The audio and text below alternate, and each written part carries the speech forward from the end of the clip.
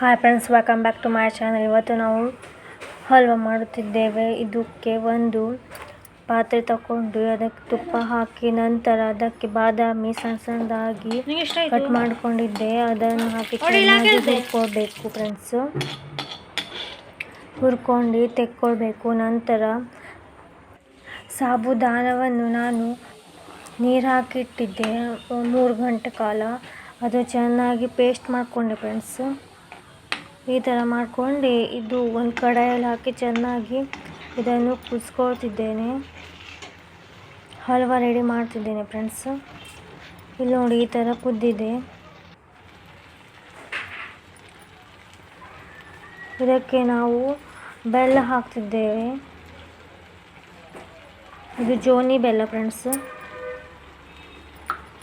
ಈ ಬೆಲ್ಲವನ್ನು ಹಾಕಿ ಚೆನ್ನಾಗಿ ಮಿಕ್ಸ್ ಮಾಡ್ಕೊಳ್ಬೇಕು. ಇದಕ್ಕೆ 1 ಚಮಚ ತುಪ್ಪ ಹಾಕ್ಕೊಂಡು ಇದನ್ನು ಸಹ ಚೆನ್ನಾಗಿ ಮಿಕ್ಸ್ ಮಾಡ್ಕೊಳ್ಬೇಕು.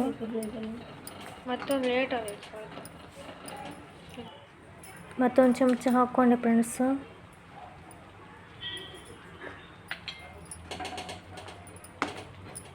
ಇದನ್ನು ಸಹ ಚೆನ್ನಾಗಿ ಮಿಕ್ಸ್ ಮಾಡಿಕೊಂಡೆ.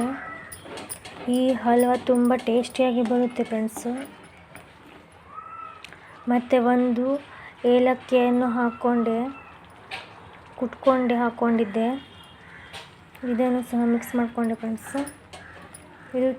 ಇದು ತಳ ತಾಗಲಿಕ್ಕಿಲ್ಲ, ಆ ಥರ ಎಲ್ಲ ಚೆನ್ನಾಗಿ ಕೈ ಆಡಿಸ್ಕೊಳ್ಬೇಕು. ನಂತರ ಹುರಿದಿಟ್ಟ ಬಾದಾಮಿಯನ್ನು ಹಾಕ್ಕೊಂಡು ಚೆನ್ನಾಗಿ ಮಿಕ್ಸ್ ಮಾಡಿಕೊಂಡ್ರೆ ನಮ್ಮ ಹಲ್ವಾ ರೆಡಿ ಫ್ರೆಂಡ್ಸು.